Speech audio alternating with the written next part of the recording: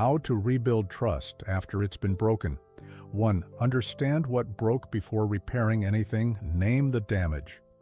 Was it a lie, an affair, a missed promise, or repeated neglect? Different breaches cut differently, and clarity helps both parties aim their efforts at the real wound rather than its symptoms. 2. Take unequivocal responsibility. The person who broke trust must own their actions without excuses or deflection. A simple, candid statement, "I hurt you by doing X, and it was wrong," is more powerful than a dozen partial apologies peppered with "but."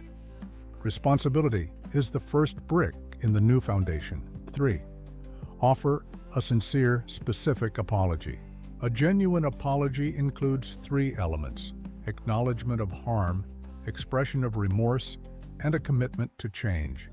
"I'm sorry you feel that way" lacks all 3. "I'm sorry I lied about the money. I see how that frightened you, and I'm already working with a financial coach so it never happens again" addresses each point. 4. Create space for honest emotion. Hurt, anger, even grief will surface, sometimes in waves. Make room for these feelings without rushing to fix them. Listening patiently signals respect. Dismissing or minimizing them reopens the wound.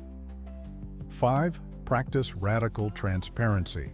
In the short term, the person who breached trust often needs to overshare passwords, calendars, receipts, or daily check-ins.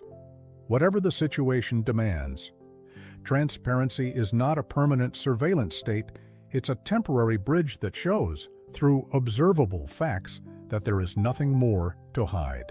6. Demonstrate consistency over time. Trust is a pattern, not a pledge. Small, predictable acts, showing up when you say you will, following through on minor promises, quietly rebuild the sense that your words and deeds now match. Consistency is slow medicine, but the only one that works. 7. Set fresh boundaries and agreements. Old rules clearly failed, so draft new ones together. Decide what behaviors are non-negotiable, how you'll communicate if something feels off, and what consequences follow if boundaries are crossed again.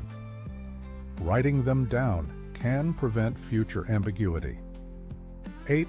Embrace patience and realistic timelines. Re-establishing trust can take months or years, depending on the depth of the breach.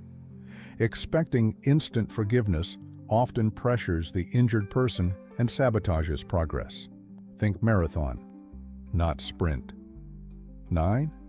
Seek external support when needed. A neutral third party, a therapist, mediator, or respected mentor can halt repeating arguments and introduce tools neither of you possess yet.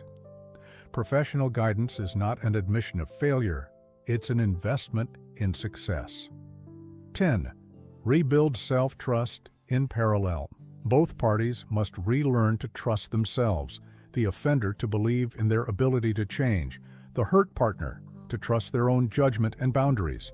Journaling, support groups, or coaching can strengthen this inner pillar, which in turn steadies the relationship.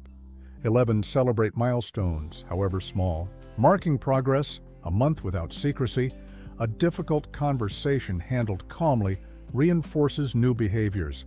Celebrations don't erase the past. They spotlight growth and keep motivation alive. 12. Reevaluate and revise. Periodic check-ins help you see what's working and where you're slipping. Adjust transparency levels, revisit boundaries, and recommit. Or, if trust proves impossible despite earnest effort, consider a humane separation. Staying is optional.